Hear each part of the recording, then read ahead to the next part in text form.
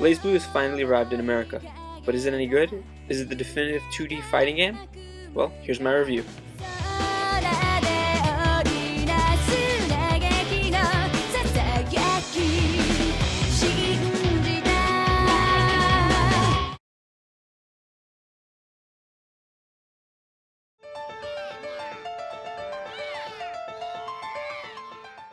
The story in BlazBlue was fairly interesting. I mean, you get to learn about the backstory of the characters. The thing was that I wasn't the biggest fan of was a lot of the story is told through still illustrations, that has the text in the background, or when the characters are interacting, you'd see still images of their 2D sprites, and you'd hear the dialogue. One good thing though I did like is it was the text and the voices, which was good, which made it a bit more enjoyable. But I mean, aside from that, the story it was good. It wasn't the greatest thing in the world. I mean, you can't really expect too much from a fighting game in that regard. But I mean, one thing that'll make people happy is you can change the voices from English to Japanese. I know some people like that, so you do have that option.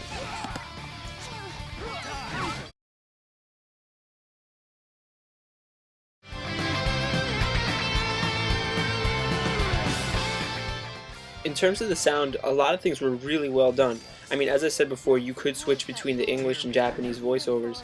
But I mean, even the English voices, they weren't bad. Like, I didn't find any of the characters really annoying or anything, which I do find in a lot of other Japanese games. So that was a big plus there. Also, I must say the music in the game was great. I mean, there's a lot of different, there's a lot of variety in it. And I felt a lot of it was really well done. So it really added to the enjoyment of the game, and I thought it was a big plus for the game as a whole.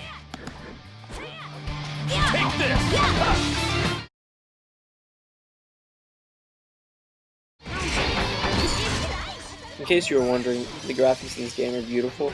I mean, it's all 2D animation for the characters, and I mean, it just looks wonderful, especially in high definition.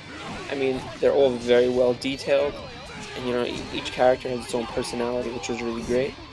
The backgrounds also were beautiful. I mean, really nothing to complain about in that department. I mean, it may bother some people that it's not in 3D, but for this game, it's great how it is, and I wouldn't change anything about the graphics at all.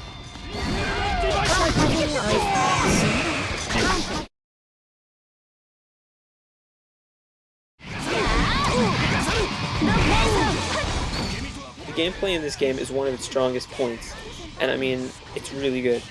What I liked about it is the fact that you could pick it up and you could get pretty good at it fairly quickly, but then again, it would take a really long time for you to master even one character because it's just a really deep fighting game, so you could have a lot of fun there. Another thing I really liked about it was, even though there's only like 12 or 13 characters, which a lot of people complaining that that's a really small roster, each character is really unique and none of them is like a rehashed version of another one. You kind of get what I mean there. So it added a lot of dynamic gameplay, and I had a lot of fun with it overall. So yeah, for this game, since it's one of the best fighting games I've played in a really, really long time, I would give it a 9 out of 10. So yep, and subscribe if you enjoyed, and yep, take care.